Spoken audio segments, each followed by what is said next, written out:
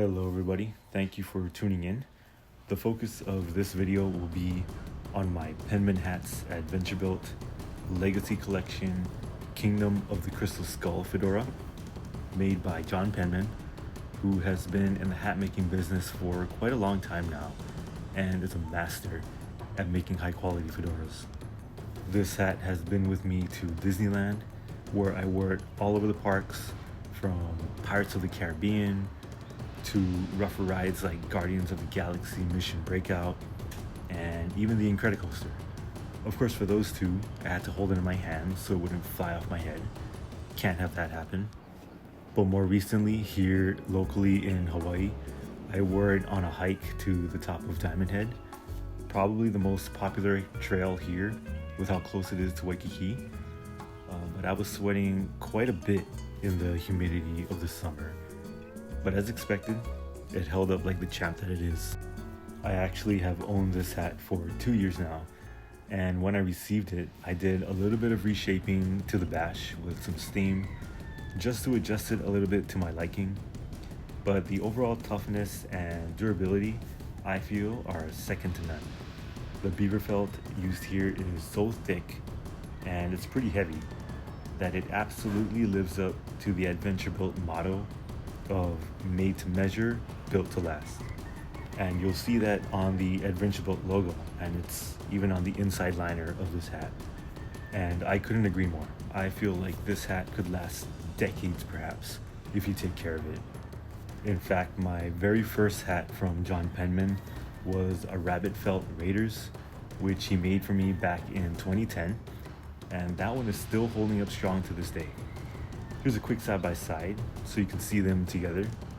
Keep in mind they were made over a decade apart, but you probably wouldn't be able to tell just by looking at them.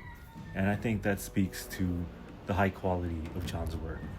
Not only does John use the same materials and even suppliers, but Steve also taught him tricks and I guess techniques that he used while making this particular hat. So you can be sure that you basically have a clone of the hat Steve Delk made for Harrison Ford in '94.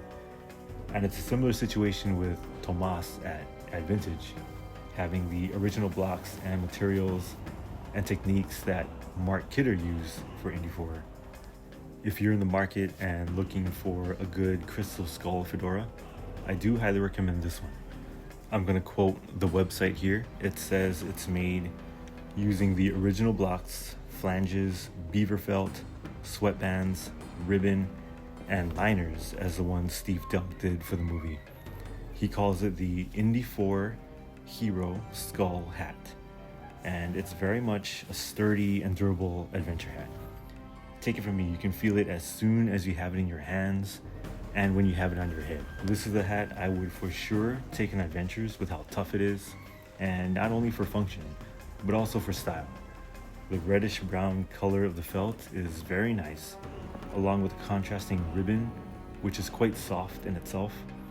In the future, I may tighten the pinch just a little more, but even as is, it's a great looking hat. Even though I've been an Indiana Jones fan since I was a child in the 90s, the Crystal Skull hat is the first one I truly fell in love with. I guess because at that age, I was old enough to notice that there were differences in each piece of gear in each of the movies. And for some reason, I just really connected with the whole outfit, including the fedora, which I absolutely adored. I don't really know how to describe it, but seeing it on screen, it looked like it was sturdy, a little stiff, but yet soft to the touch. Just the perfect mix of everything. And it was because of this film specifically that I started collecting indie gear in my teens in the first place, when the movie first released. So to own not only a screen accurate, but a prop accurate hat is something pretty special for me. Alright, I want to say thank you very much for watching and for sticking around to the end. I appreciate that a lot.